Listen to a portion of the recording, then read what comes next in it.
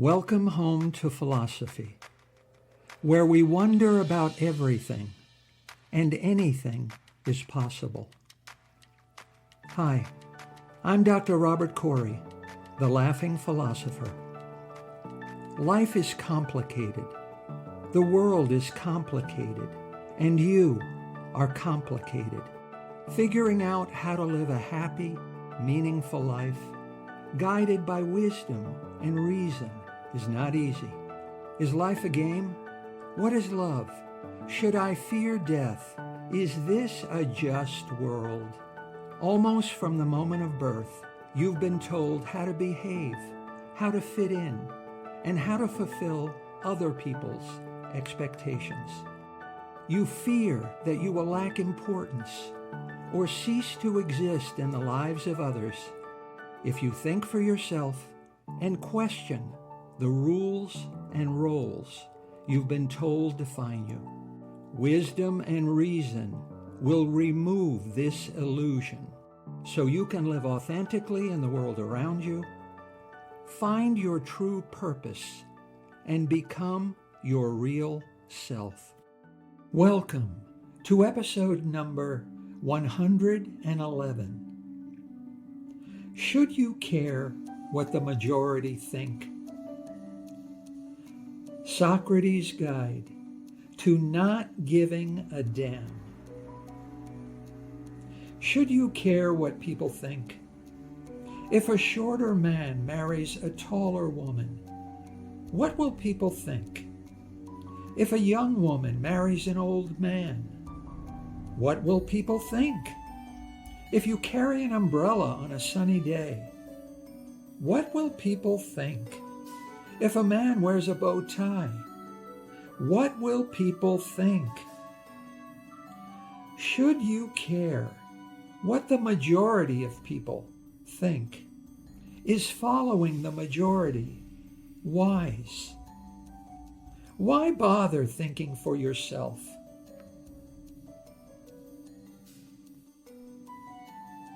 Almost from the moment of birth, other people's opinions and expectations nudge, coerce, and compel our thoughts, feelings, and actions.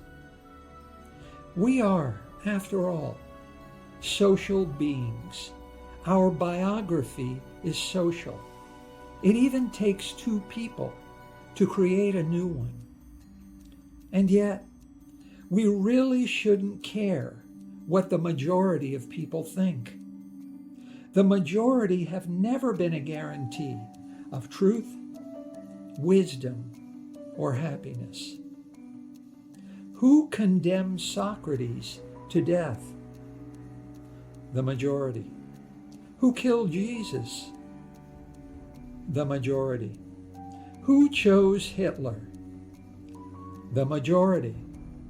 If the majority is a guarantee of virtue and morality, then why isn't heaven a democracy governed by what most people think? Socrates says, screw the crowd's opinion.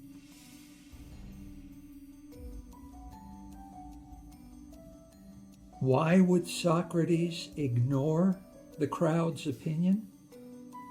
Socrates' case for independent thinking is found in Plato's dialogue known as Crito. In the following passage, Socrates discusses why following the majority is unwise and other people's opinions don't matter. We must not then regard what the many say of us, but what he, the one man who has understanding of just and unjust, will say, and what the truth will say. And therefore, you begin in error when you, Crito, advise that we should have regard to the opinion of the many about just and unjust, good and evil, honorable and dishonorable.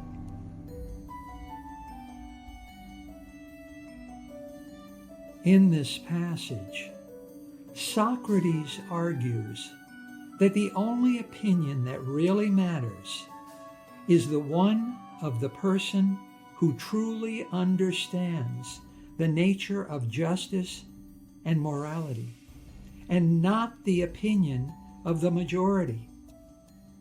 Don't let the crowd steer your brain. We should value only good opinions from wise persons and ignore bad opinions from the foolish. The wise know best. We should seek and accept only the advice of people who have wide and deep knowledge of things. We should care only about the opinions of experts in their field, such as philosophers and physicians. Physicians possess important and valuable knowledge of the health and well-being of the physical body. If we ruin the health of our body by following poor advice from one who has bad or no knowledge, life will not be worth living.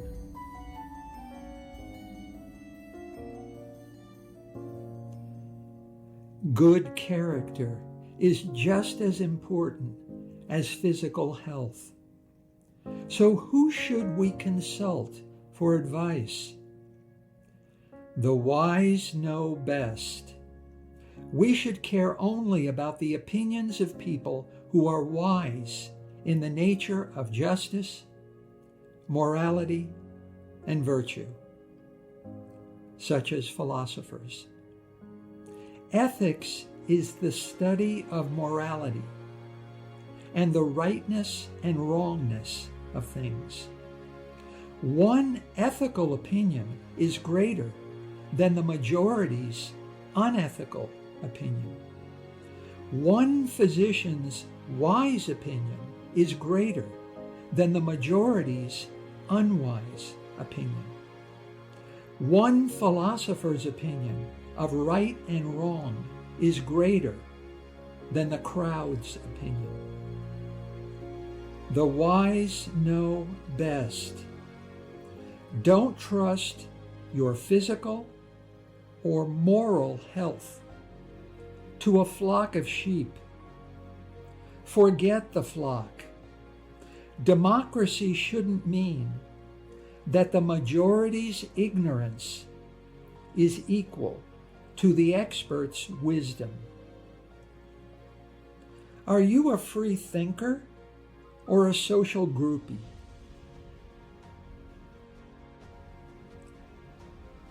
The majority's approval and acceptance feel good. Conformity is not free, but for a price it can be had. The price is freedom. The freedom to think for yourself and make up your own mind using your own wisdom, experience, and good sense. Should you sacrifice your freedom to gain the majority's approval? Should you sacrifice your principles even to save your life? No, said the living example of Socrates. In the dialogues of Plato is a conversation between Socrates and his buddy, Crito. Socrates is in jail. He has been arrested, prosecuted, and condemned to death by drinking poison. Socrates has been convicted of corrupting the youth of Athens by teaching his students to think for themselves. The jury sentenced Socrates to death by a vote of 280 to 220. The majority voted to kill Socrates for encouraging people to think independently from the flock.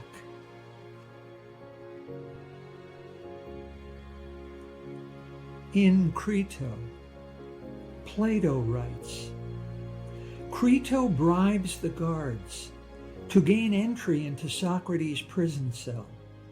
Crito has cunningly arranged Socrates' escape. The jailers will look the other way, and now Crito just has to convince Socrates to flee Athens. Easy peasy, right? No way, replies Socrates. Socrates flat out refuses to escape. Socrates chooses to die so that honor and justice might live.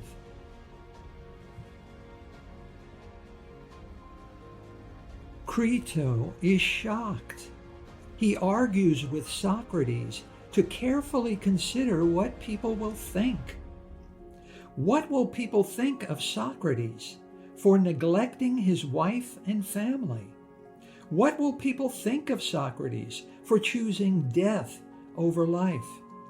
What will people think of Socrates for abandoning his mission to teach others how to think clearly and reason soundly for themselves? What will people think of Socrates' friends like Crito? People will think his true friends did nothing to save their wise and trusted mentor, and Socrates' friends will be defamed and scandalized. Crito pleads with Socrates to consider what people will think. Socrates says, screw what people will think. Socrates tells Crito to mind his own business and ignore everyone else's opinion. Socrates explains to Crito that good character requires 3 principles of everyone. Never wrong another person, never harm another person, and keep your promises. Socrates explains that the majority would disagree. The majority would argue that acting unjustly can often work out to one's benefit. Breaking your promises can give you an advantage over others who keep their word. Wronging and harming others can give you an advantage over others who draw a line they won't cross. Bad character would argue that crossing the line and then moving the line can be advantageous. Socrates explains that those who respect and choose to live in a just world, and those who obey and choose to practice the virtues of good character, are just losers. To the majority of people who choose to sacrifice their principles to gain advantage and win, good people are losers. Socrates explains to Crito that a just world demands that people of good character hold themselves to a higher standard than those in the majority. Conformity and obedience to the majority must be conditional on the majority behaving justly. We must never sacrifice our principles, even to save our own life. Disregard everything, argues Socrates, but honor and justice. The risk of following the majority's opinion is bad character and one's character is one's fate.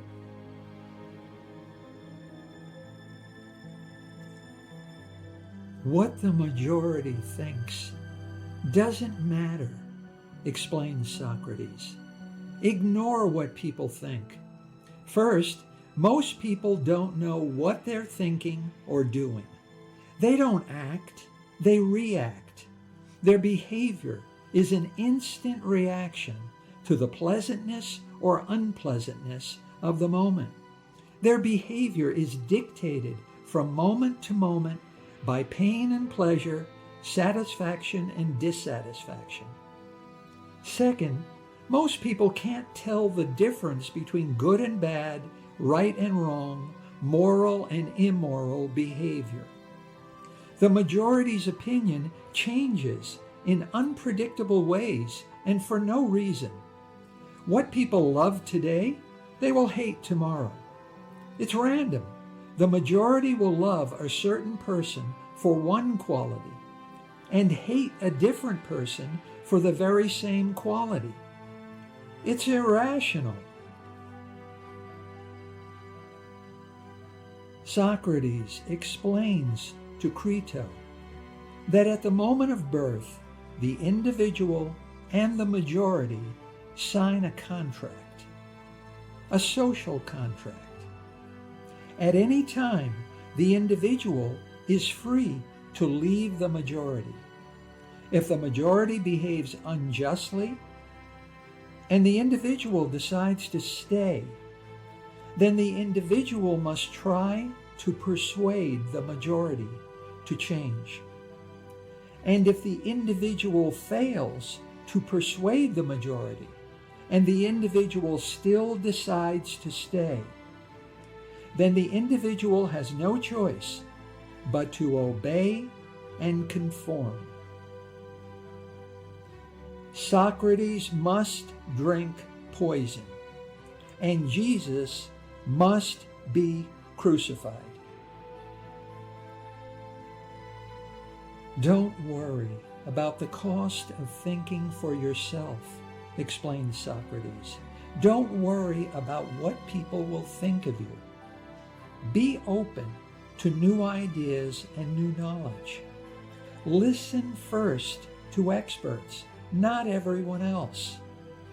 The majority is only interested in control, regulating human behavior and social order. The individual prefers freedom to think with the risk of disorder rather than control without freedom.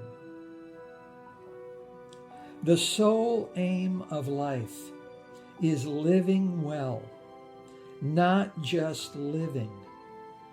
Be a person of good character. Act justly, the right way, and not the wrong way that advantages you.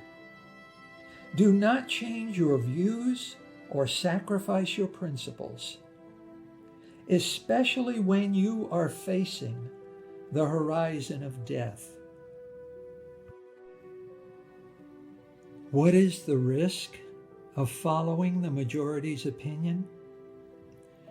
The individual is intelligent. The majority is stupid. Why is this true? Two key reasons are behind this: the risky shift and the bandwagon effect. The risky shift refers to the tendency of an individual in a group to make weirder, dumber, and more extreme decisions compared to when he or she is thinking alone. Group decision-making shifts the individual toward more crazy, irrational, and riskier options.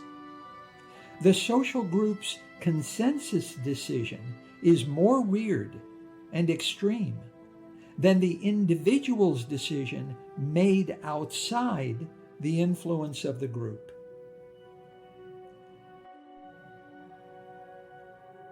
Why does this happen? In a social group, the individual feels less personally responsible for the final decision, as responsibility is shared among all group members. The individual feels more free to be more weird and more extreme. The individual wants to feel accepted and approved by the group, and also feels a need to outdo others in conformity by being even bolder and riskier and stupider. The individual's solitary preference will automatically adjust to conform to what he or she believes is the group's collective preference. Weirder, more unreasonable, and more irrational arguments just seem to appear more sound, valid, and sensible in a group. The individual may shift the other way also, toward more cautious and less risky, but weirder and stupider decisions in the direction of the majority's perceived preference.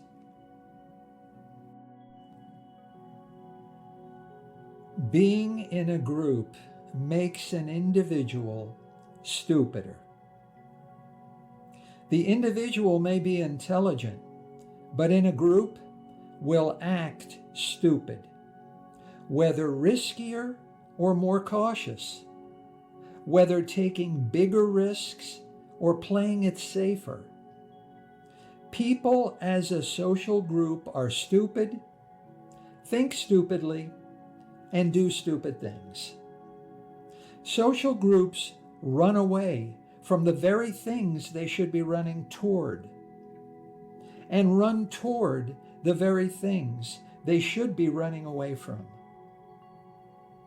Social groups go the wrong way to get to the right place.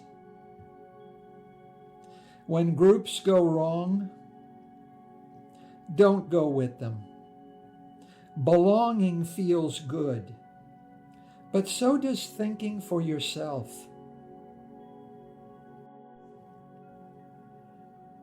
The bandwagon effect refers to the tendency of people in a social group to adopt certain behaviors, beliefs, or emotions just because they perceive that the majority is doing the same.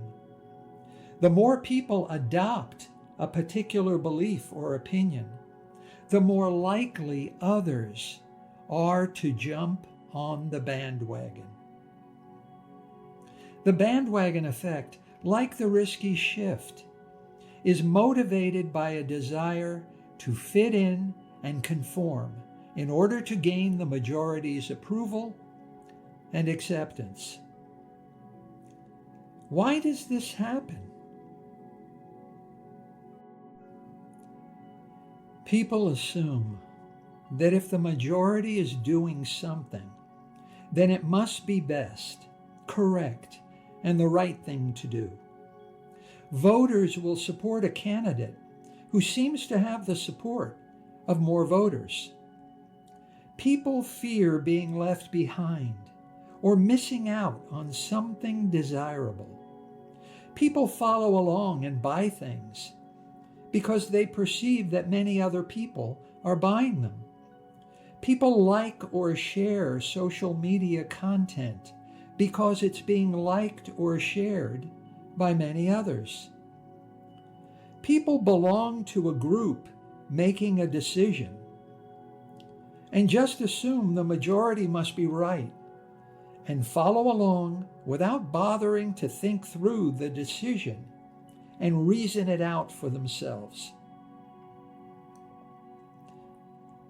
People engage in certain beliefs and behaviors, not based on individual thought and reasoning, but based on the collective judgment and influence of the group. Why think for yourself? The group can do it for you Can you escape the bandwagon effect and the risky shift? Can you escape the stupidity of the majority? True freedom means fearlessly revealing yourself to the majority, revealing who you are, revealing how you feel, and revealing what you believe. When you remove the mask and stop playing the role, it feels good, doesn't it? To live without being afraid of the majority's opinions and expectations. To be an individual, to be true to yourself. You can have that feeling every moment of every day. Trust the wisdom of Socrates. Think for yourself. And when the majority goes wrong, don't go with them. Go with Socrates.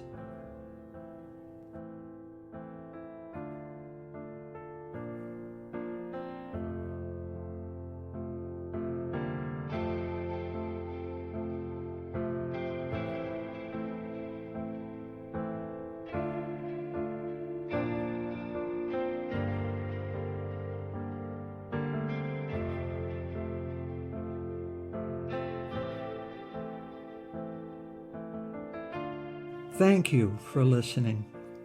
I hope you will take what you've learned and be a better person. Think for yourself.